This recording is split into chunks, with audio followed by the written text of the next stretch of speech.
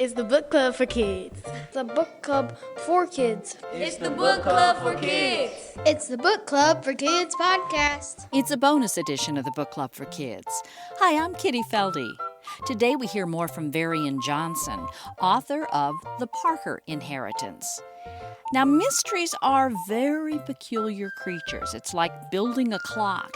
Each piece must connect to the next clue, or it just doesn't work. So what are the Varian Johnson rules for writing a mystery? The Varian Johnson rules for writing a mystery. Well, the first rule is that there are no rules, if I'm being honest. I think every book, every mystery has its own thing. That being said, I know what I like in mysteries, so I know what I kind of go towards. Whether it's a mystery or a heist or whatever the case is, I want to be surprised, but also not... I don't want a solution to come out the blue. You know, there's surprise, but also when you look back at the clues, you see, oh, okay, there's this pattern there. I love being able to reread a book and seeing all these different things that I missed before and seeing how they led to that solution as well, too. I like being manipulated in a book. I guess as a reader, I want to feel like I'm smart enough to figure it out. But I will admit, and I'm happy when I've been had a bit. I love books where, again, a mystery, let's say, where there's a big to-do happening about one thing in a scene, and your attention is drawn to that, and you miss this other little minor thing there. And it's right there, you just don't see it.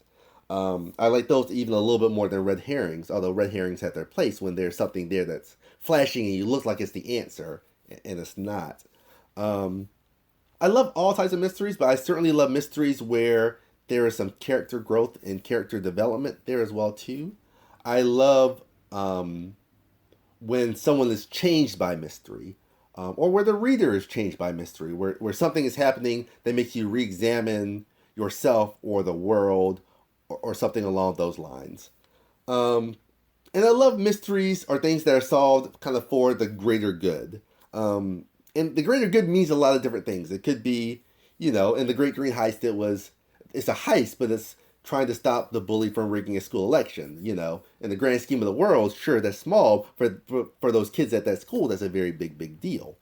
The Parker Inheritance, solving that mystery certainly changes Candace's trajectory in life, but it also reaffirms and it kind of clears her grandmother's name, for lack of a better word. And that's just as important as the money part of it, saying her grandmother was not wrong.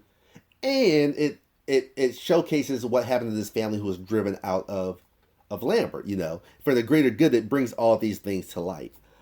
I find that really interesting and really satisfying. And so that tends to go into most of my mysteries. Not always, but when I am working on a mystery, those things are certainly at the forefront.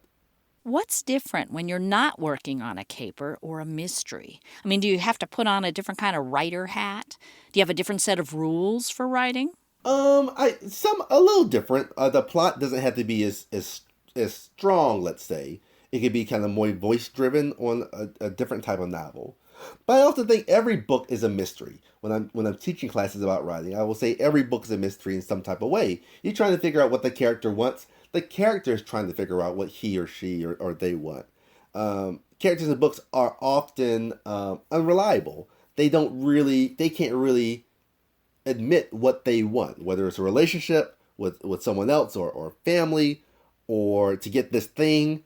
And they're unreliable as to why they want that. They want to win this thing so they feel appreciated or validated or whatever the case.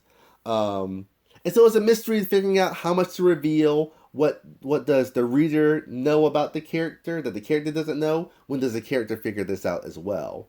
So while the plot's not as tightly structured, there's still these mystery elements involved in crafting the novel. We have more from Varian Johnson in our episode, The Parker Inheritance, and we'll have a link to that at the website, bookclubforkids.org. And we'll be back again next week with a brand new full-length episode. I'm Kitty Felde. Thanks again for listening.